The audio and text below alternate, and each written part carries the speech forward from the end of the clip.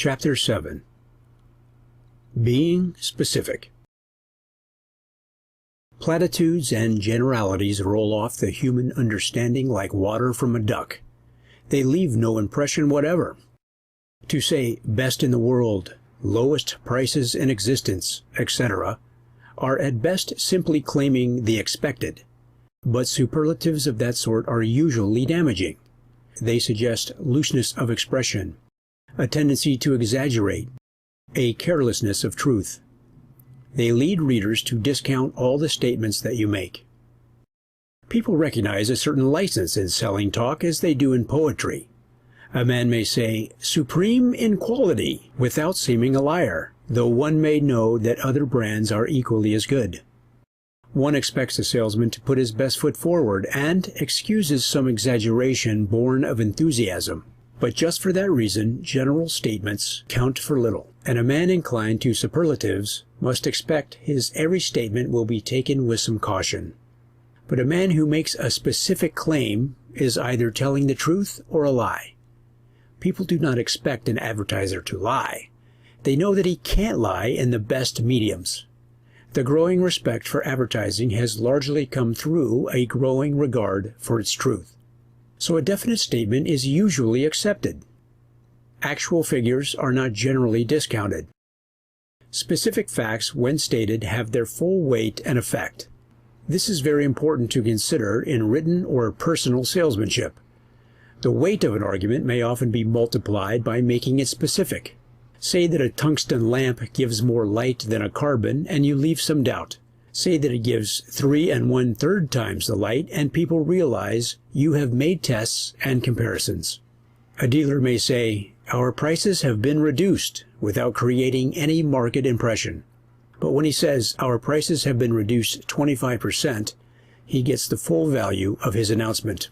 A mail-order advertiser sold women's clothing to people of the poorer classes. For years he used the slogan, "Lowest prices in America." His rivals all copied that. Then he guaranteed to undersell any other dealer. His rivals did likewise. Soon those claims became common to every advertiser in his line, and they became commonplace. Then, under able advice, he changed his statement to "Our net profit is 3%. That was a definite statement, and it proved very impressive. With their volume of business, it was evident that their prices must be minimum. No one could be expected to do business on less than 3%. The next year, their business made a sensational increase. At one time in the automobile business, there was a general impression that profits were excessive.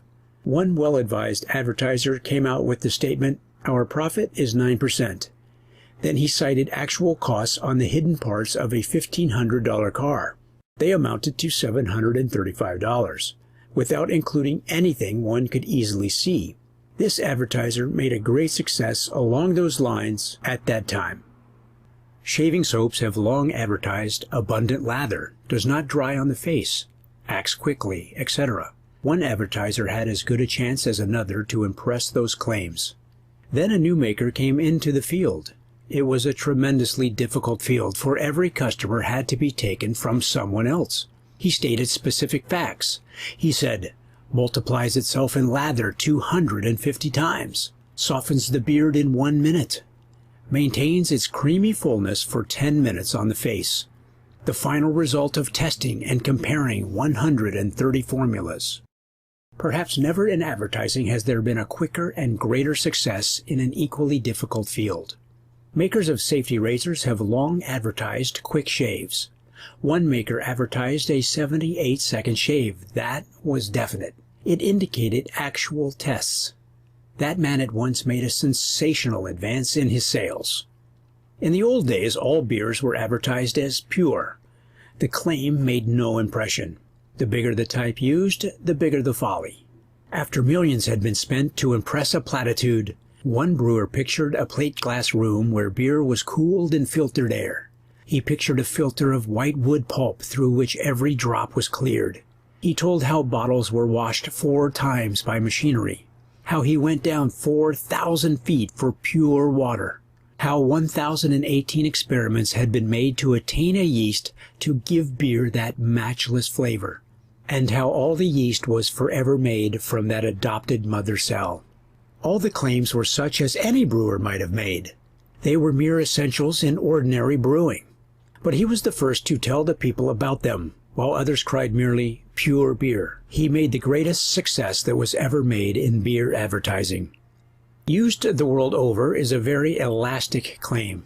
Then one advertiser said, "Used by the peoples of 52 nations," and many another has followed. One statement may take as much room as another, yet a definite statement many times as effective. The difference is vast. If a claim is worth making, make it in the most impressive way. All these effects must be studied. Salesmanship in print is very expensive. Every word you use may cost $10 to insert.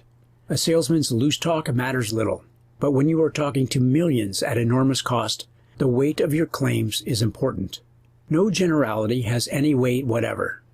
It is like saying, "How do you do?" when you have no intention of inquiring about one's health. But specific claims, when made in print, are taken at their value.